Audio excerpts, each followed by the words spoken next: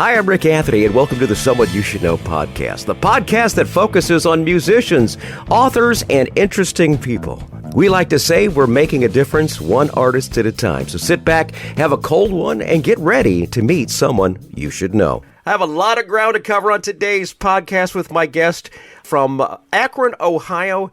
He had a brief time on TV in the 1980s, and his band Colorvine is really got new music. He is great. He's Larry Saltis. Larry, welcome aboard. I'm so happy to have you on the show today. Oh, thank you so much for having me, Rick. Thank you. Larry was on TV back in the 80s. As a matter of fact, I'm going to play a brief clip from the show. Here we go.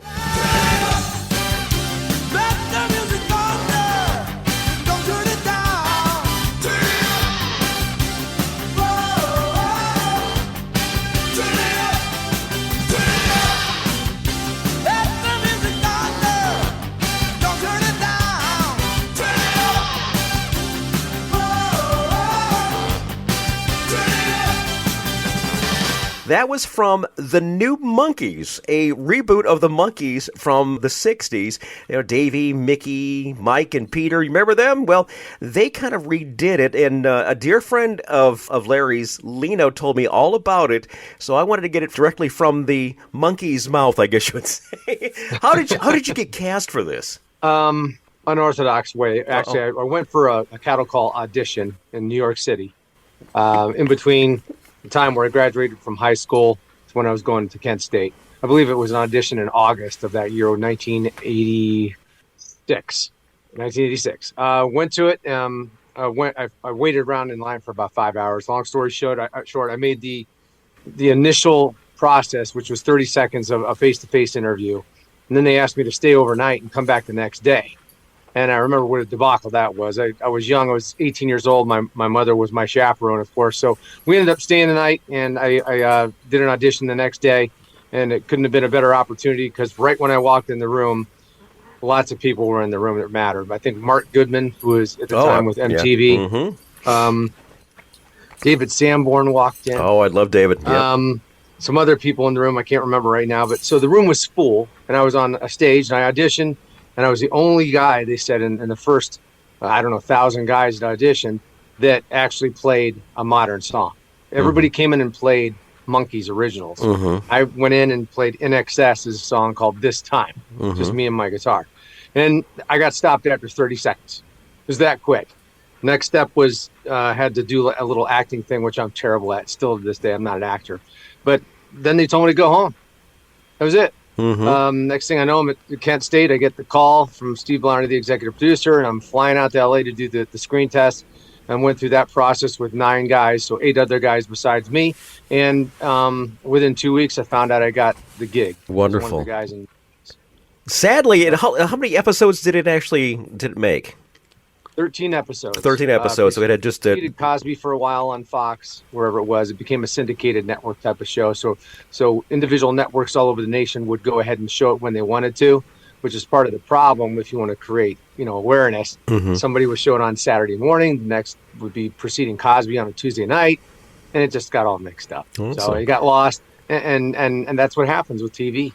The thing is, it's a cute little show. I watched a couple of segments on YouTube. As a matter of fact, down in the show notes, if you want to check out the new Monkees, go down to the show notes. I have got a link down there for you to check out Larry and his hair. It's got 80s hair. I love it. Love it. And you played guitar too. You actually all the time, "Hey Larry, you had a mullet, huh?" I said, "Yeah, I had a mullet. Yeah, a real mullet. Everybody did back in those days. They did." And I look at their picture, and I'm no. I had a mullet. Well, we're going to move on beyond that because after that, you stuck around in L.A. and formed Tower City with your brother Heath. What do you remember from those days? It was an extension of what I had before I went on with the new Monkees and Warner Brothers Records. But we got back together after that show had been terminated. My brother moved out. My best buddy, Tim Weiner, at the time moved out. He was the bassist. And we formed Tower City. And over a period of 2-3 years, we had a series of 3 record deals. The first one being with Interscope Records. The next 2 were within the Atlantic Recording Corporation.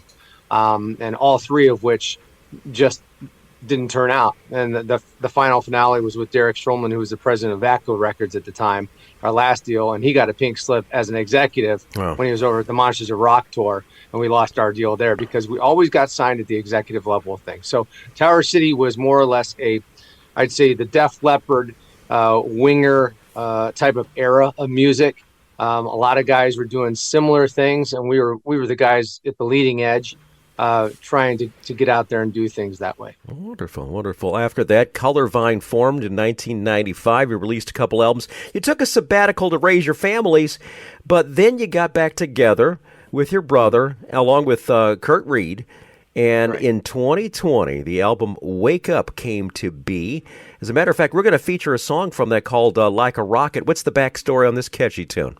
Thanks for asking. It's more or less the feeling we get sometimes we're all caged in, and that can be with anything in life, whether it's at your job, if it's at home. It was during COVID. I was going to say during the pandemic, perfect time. It could have been anything. It's just when you feel sort of locked down and you just want to sort of break free of things, or you want to find yourself, as I call it, and loose the chains a little bit and get out and find out who you really are. Whether that means you want to go fly fishing or if you want to go be a farmer and change your whole scenario. But for me as a musician and for the guys as musicians, and songwriters, we wanted to just write something upbeat about getting out and taking that leap.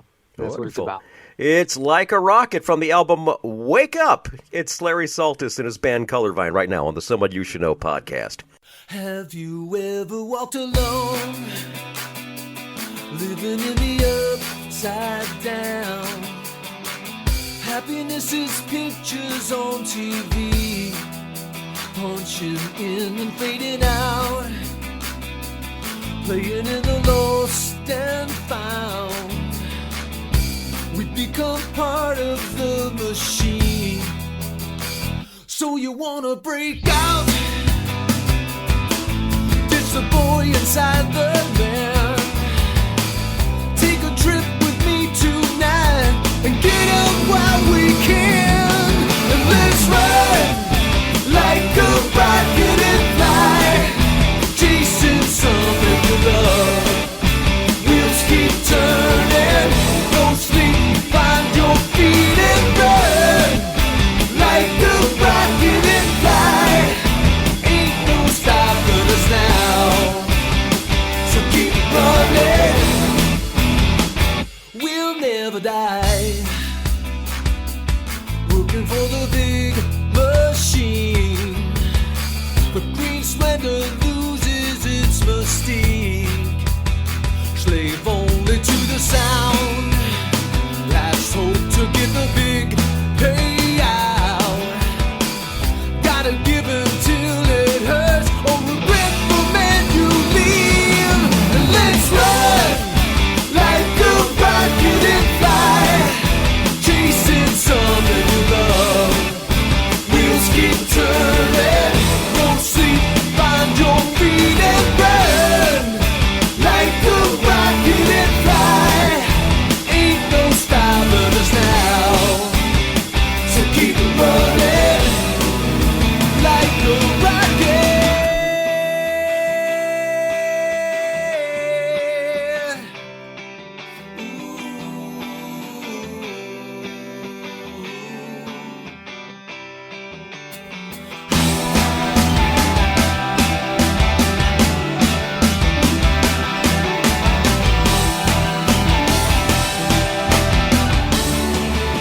When you walk this life alone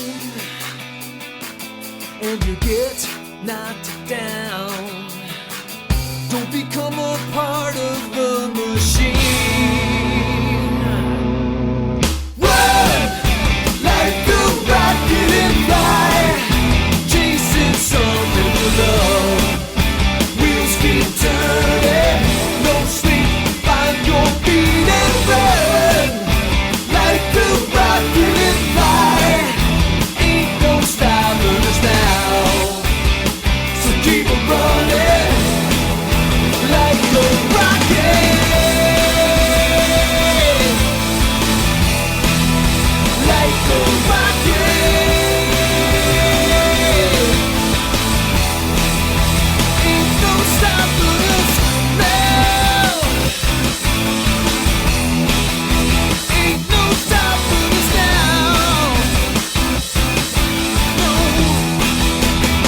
Like a Rocket. That's the name of that song right there. It's from the album Wake Up from 2020.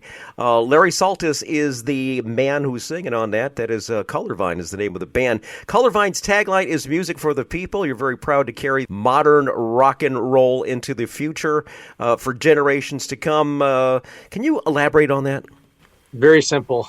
We confronted the aspects of radio in modern times, and you're a veteran of radio, compared to the new medium. And there seems to be a huge gap in between the two. If we go on the artist side or the songwriter's side, at least back in the day when radio was the carrier of your music to the people, there was a way to make a living actually doing that if you were released on radio. And there was I call it a governor in that whole system, which was the major record labels. Yep. You were screened, you were developed, you were produced, and when you finally had 10 songs, the record label decided it was good enough to deliver to someone like you. It was worthy of your critique at that time. There was a process to it. Now we have a modern format where everybody can do whatever they want to do, and there's a lot of talented people out there.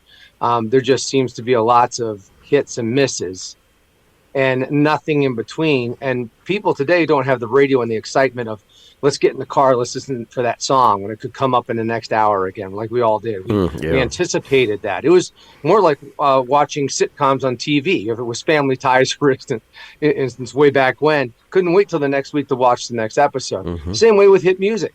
It didn't matter what the genre was either. We had everything. If U2 was on a station, Bruce Springsteen was too.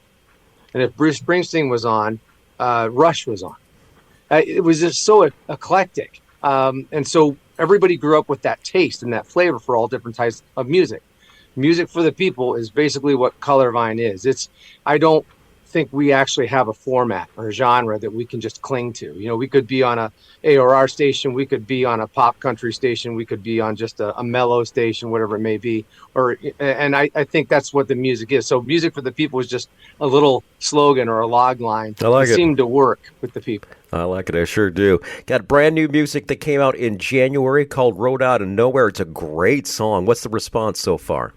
It's been very positive. You know how it is today. Getting the awareness out there just to get people to communicate with you. They have to be searching for your music now. Yeah, absolutely. Instead of going to the radio that used to play what you were going to hear. So unless there's a reason for them to search for you, you're not going to get a critique or you're not going to make any sales. So we've been blessed to have people just reach out and say, this reminds me of something or this and that. It's reminiscent of the past, but it's something in the future. And that's what we like to do.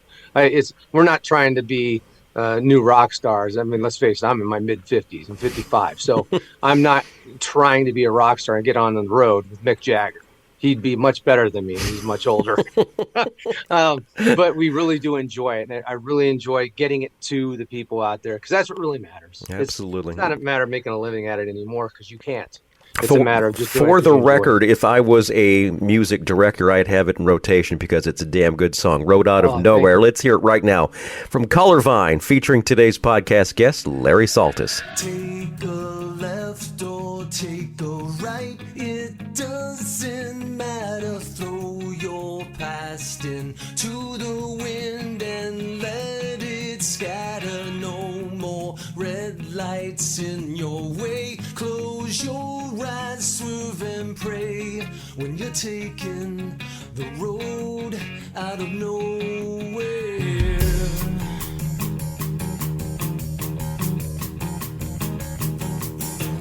Put in your last dollar. We can leave at midnight. Turn the music up so loud and chase the moonlight. All the maps in your mind, you just leave them behind when you're taking the road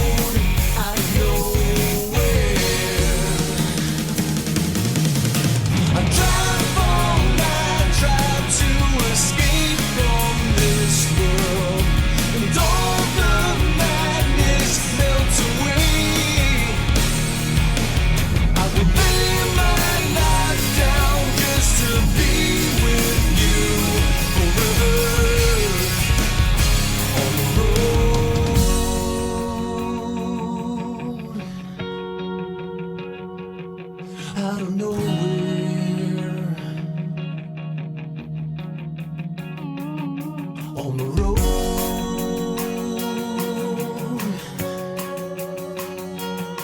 Out of nowhere.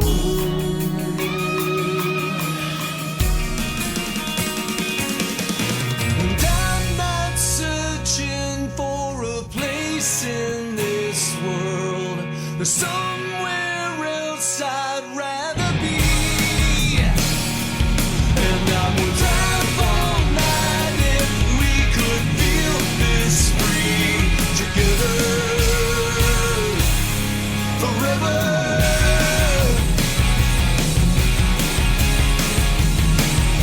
Forever.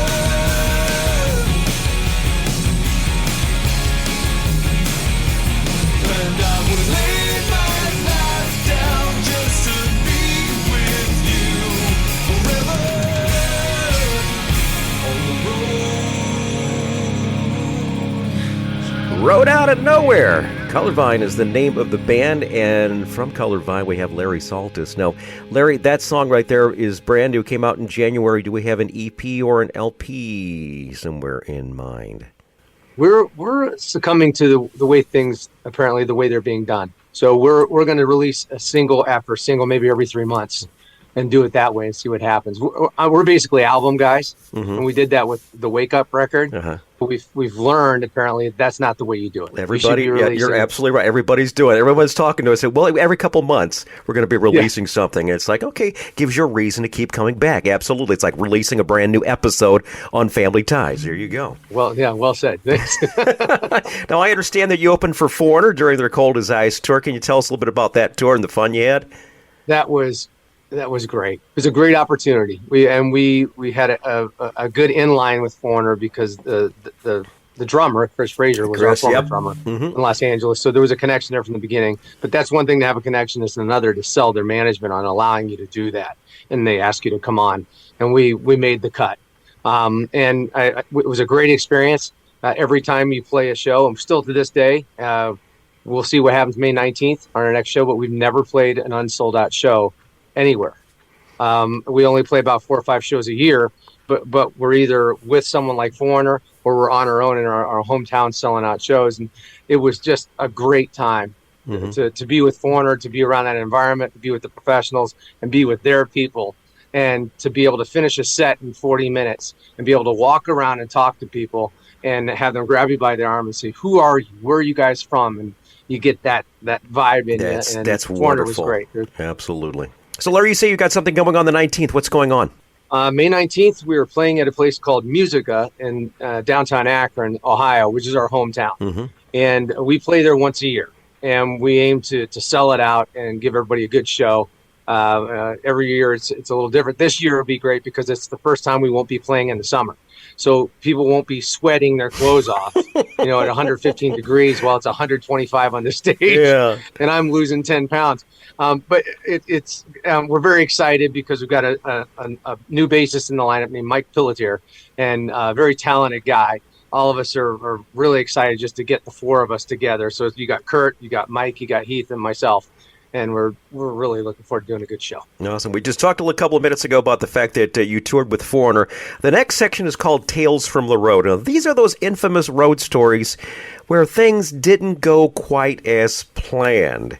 I see you smiling there. I think you got something for it. What you got, Larry? Well, the song Radio Days. Yeah, absolutely. We were in Kitchener, Ontario, opening for Foreigner. And it was the last song of the set. We only played 5 songs. That's all we had time for. And you're busy looking at the LED time clock because you go 1 second over, you're fired.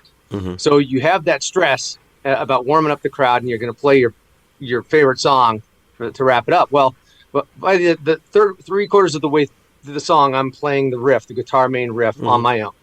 And it sounded, it was terrible. And I looked down, and my pickups I had my switch in the wrong position of my pickup. I had the volume almost off, and I had all the volume tones in all these odd positions. And it literally sounded like a fart coming out of my guitar.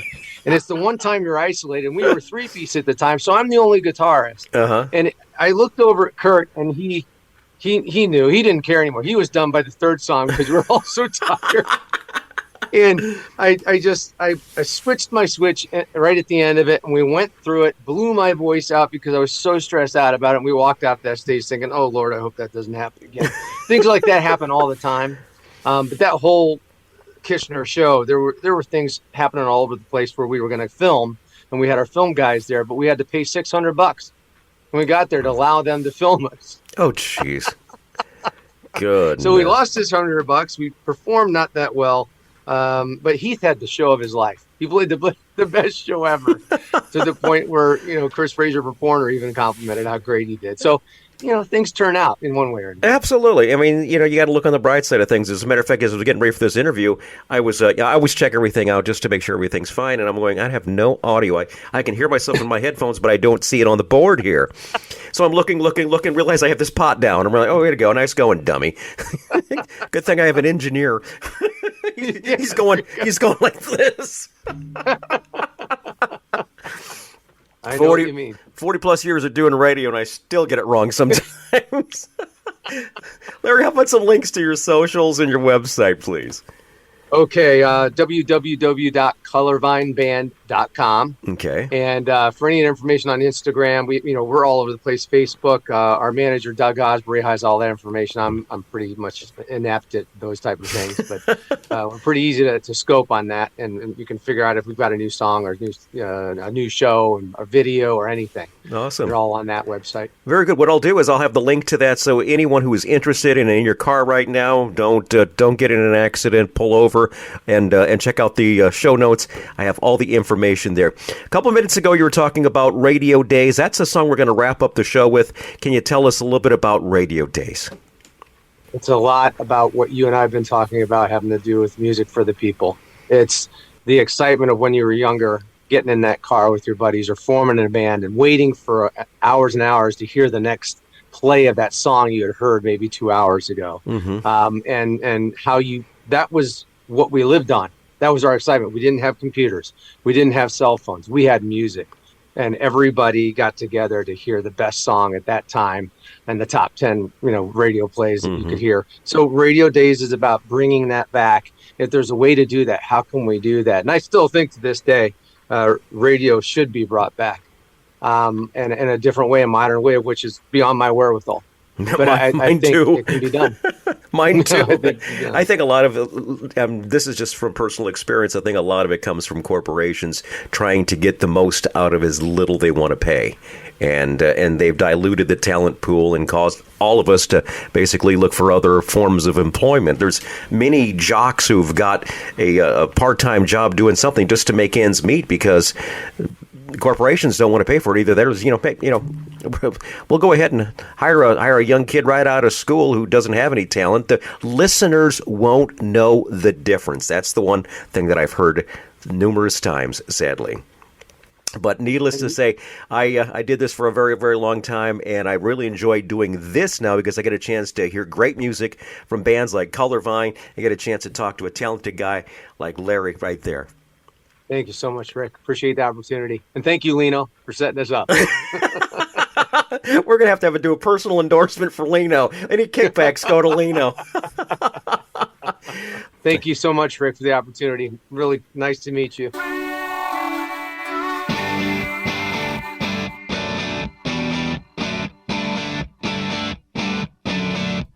Do you remember? It was on a night like this, listening to the radio, hit you like a ton of bricks, a supersonic sound we all found.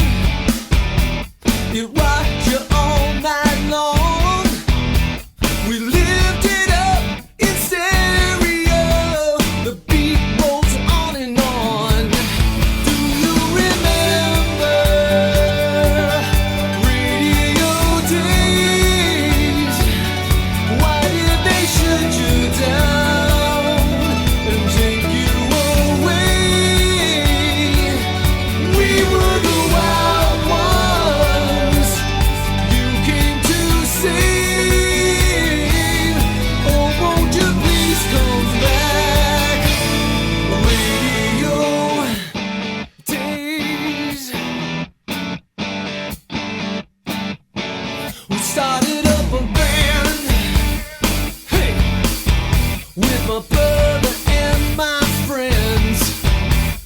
songs we sang, the dreams we made, the fun would never end. When disco shot it down for the first time, and the DJs put up a fight. They said, don't you know that rock and roll will never die? Do you remember radio days? Why did they shoot you down and take you away? We were the wild ones you came to save. Why don't we bring it all back? Let the radio play. Bring back that feeling. Radio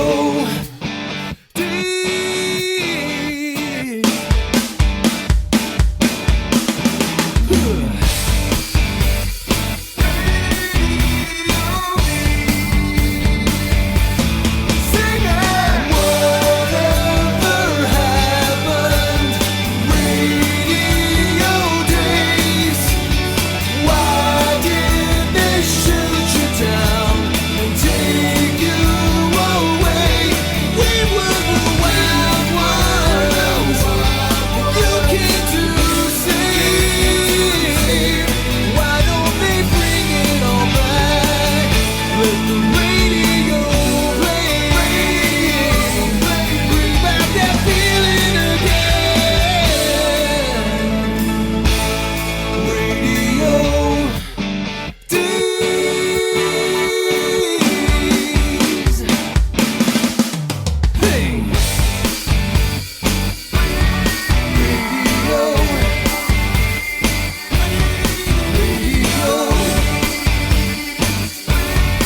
Radio.